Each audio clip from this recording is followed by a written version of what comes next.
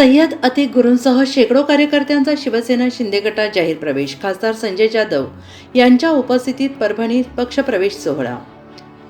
परभणी शहरातील सामाजिक कार्यकर्ते सय्यद अतिक गुरू आणि त्यांच्या मित्रमंडळाच्या वतीनं शेकडो कार्यकर्त्यांनी रविवार दिनांक 23 ऑगस्ट रोजी खासदार संजय जाधव यांच्या उपस्थितीत शिवसेना शिंदे गटात जाहीर प्रवेश केला. शहरातील सोफियान फंक्शन हॉल येथे मोठ्या उत्साहात आणि हा पक्षप्रवेश मोठ्या आनंदात सोहळा पार पडला.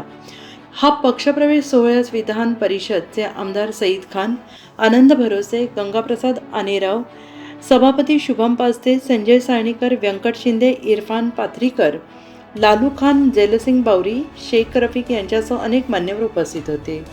यावेळी सय्यद अतिक गुरू, सय्यद तौफिक, मकसूद कौसडीकर, इम्रान चाऊस, सय्यद गौस, वाजेद खान, शेख रईस, शेख असलम, शेख अवेस, शेख जहीर, सय्यद शाकीर यांच्यासह शेकडो कार्यकर्त्यांनी शिवसेना शिंदे गटात जाहीर प्रवेश केला.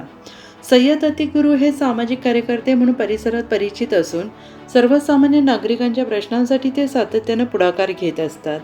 महानगरपालिकेच्या निवडणुकीत कोणतीही पूर्वतयारी नसताना त्यांनी आपल्या प्रभागातून निवडणूक लढवली होती आणि त्या निवडणुकीत त्यांना हजारो मतांचा प्रतिसाद मिळाला होता. त्यामुळे अतिक गुरू यांचा सर्वसामान्य नागरिकांशी असणारा दांडगा जनसंपर्क या पक्षप्रवेशामुळे शिवसेना शिंदे गटासाठी महत्त्वाचा ठरणार असल्याची चर्चा यावेळी कार्यकर्त्यांमध्ये होती.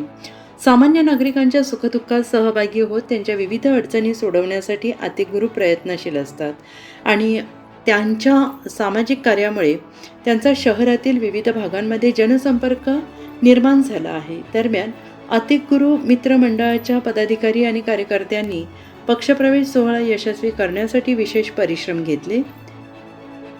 मोठ्या संख्येनं कार्यकर्ते उपस्थित राहिल्याने सोफियान फंक्शन हॉल परिसरात उत्साहाचं वातावरण पाहायला मिळालं. इस वजह से करेंगे हम लोगों को काम करना है, लोगों का भरोसा है हमारे पे, 4000 लोगों ने भरोसा करे हमारे पे, हम उनके काम करना है, आगे 8000 बनाना है और शिंदे साहब की सेना में रह के हम उनके नेतृत्व में काम करना है. आमदार हमारे सईद भैया, खासदार बंडू बॉस, ये दोनों के नेतृत्व में काम करना है हमारे.